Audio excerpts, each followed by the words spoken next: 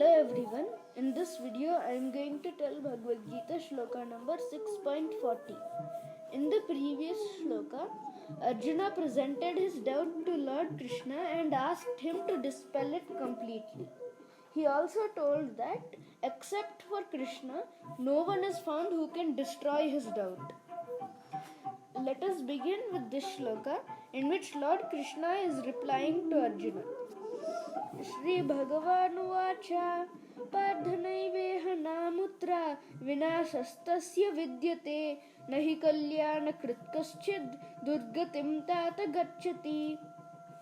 The meaning: Shri Bhagavanuvacha, the Supreme Personality of Godhead said, Partha, O son of Pritha, na eva, never is it so, iha, in this material world, na, never, amutra, in the next life, vinasaha, destruction, tasya, his, vidyate, exists, na, never, he, certainly, kalyanakrit, one who is engaged in auspicious activities, kaschit, anyone, durgatim, to degradation, tata, my friend, gacchati, goes. The whole meaning is, the Supreme Personality of Godhead said, O son of Pritha, a transcendentalist engaged in auspicious activities does not meet with destruction either in this world or in the spiritual world. One who does good, my friend, is never overcome by evil. In the Srimad Bhagavatam 1.5.17, Sri Narada Muni instructs Vyasadeva as follows. Tyaktva swadharmam charanambujam harir bhajannapakvotha patettato yadi yatrakva va bhadrama kim ko vardha apto bhajatam swadharmataha. If someone gives up all material prospects and takes shelter of the Supreme Personality of Godhead, there is no loss or degradation in any way. On the other hand, a non-devotee may fully engage in his occupational duties and not yet gain anything. This is similar to what Lord Krishna told Arjuna in this shloka. For material prospects, there are many activities, both scriptural and customary. A transcendentalist is supposed to give up all material activities for the sake of spiritual advancement in life, Krishna consciousness.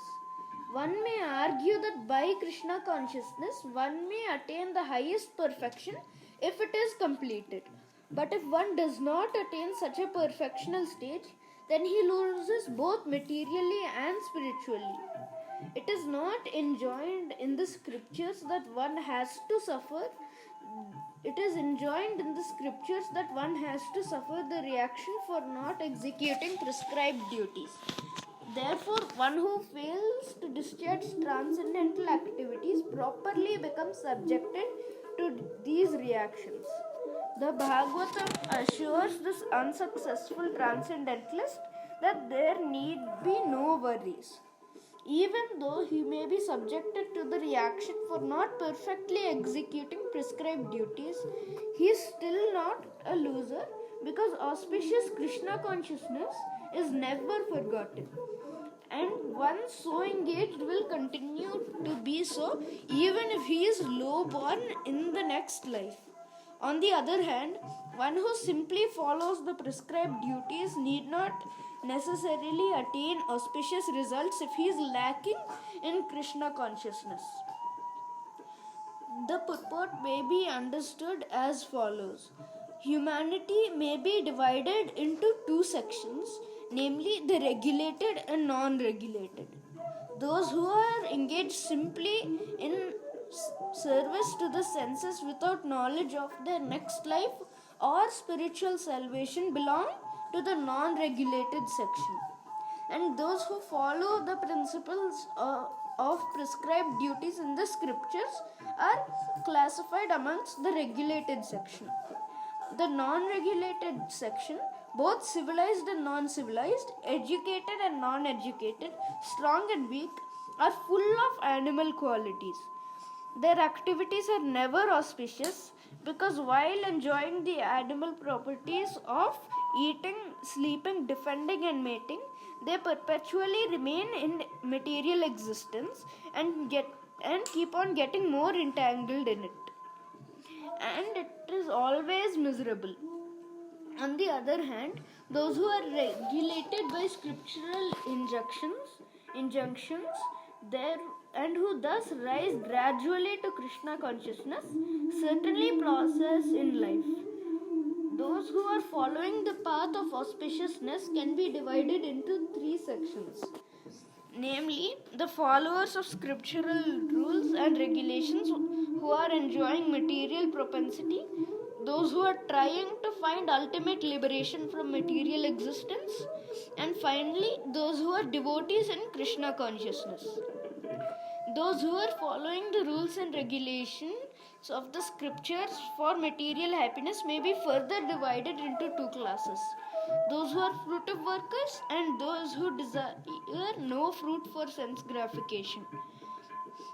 Those who are after fruitive results for sense gratification may be elevated to a higher standard of life, even to the higher planets. But still, because they are not free from material existence, they are not following the truly auspicious path. The only auspicious activities are those which lead to liberation from the material engagement. Any activity which is not aimed at ultimate self-realization or liberation from the material bodily concept of life is not at all auspicious. Activity in Krishna consciousness is the only auspicious activity, and one who voluntarily accepts all bodily discomforts for the sake of making progress on the path of Krishna consciousness can be called a perfect transcendentalist under severe austerity. And because the eightfold yoga system or Ashtanga yoga is directed toward the ultimate realization of Krishna consciousness, such practice is also auspicious. And no one who is trying his best in this matter need fear degradation. Thank you for watching, and I will tell the next shloka in the next video.